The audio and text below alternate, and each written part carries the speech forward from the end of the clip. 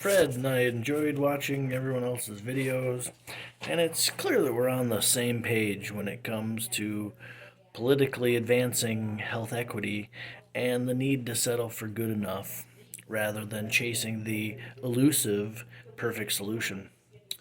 Our class's insights helped me think deeper about some of the strategies discussed in Chapter 4, like how we can effectively apply the six advocacy action steps in today's climate.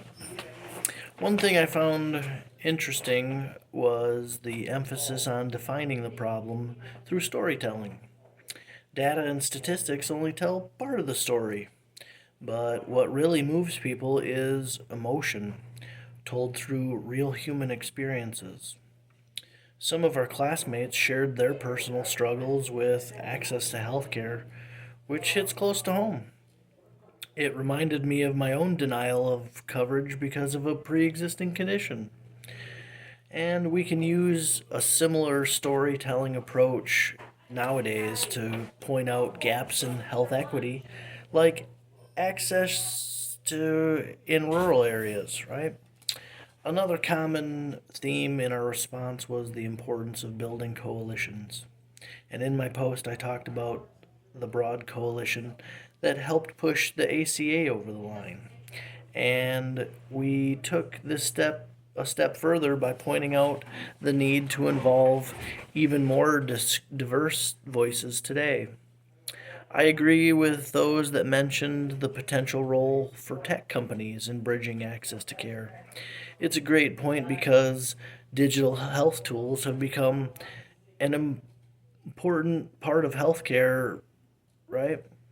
And including these partners, along with the traditional advocacy groups, will help us build a coalition that's stronger and more effective than the one we saw during the ACA.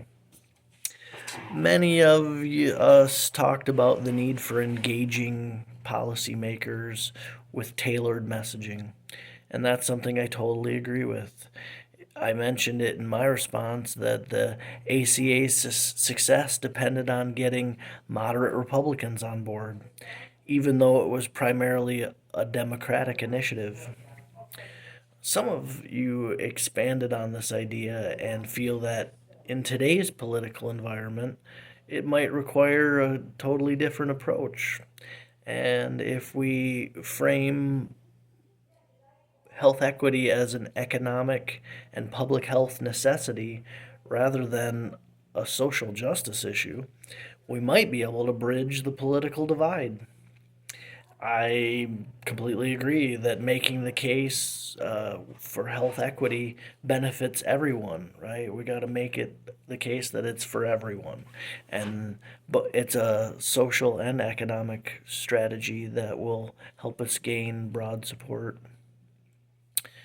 The conversation around implementation was also helpful, and many of you pointed out the challenges of rolling out big policies and the importance of being flexible so you can make adjustments quickly.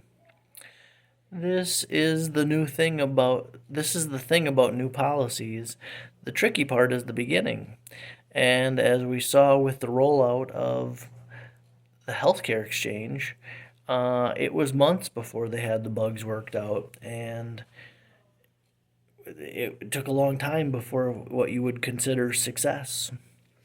One thing I think we can all agree on is that moving health equity forward is a long uphill battle, and it's going to require ongoing effort and compromise. The quote from Chapter 4 about not letting perfect be the enemy of good was our common thinking and shared goals in this chapter. It starts with defining the problem, and then it really comes down to making steady incremental progress rather than holding out for the ideal policy. The ACA may not have been perfect, but it certainly created the foundation we can build upon. Thanks.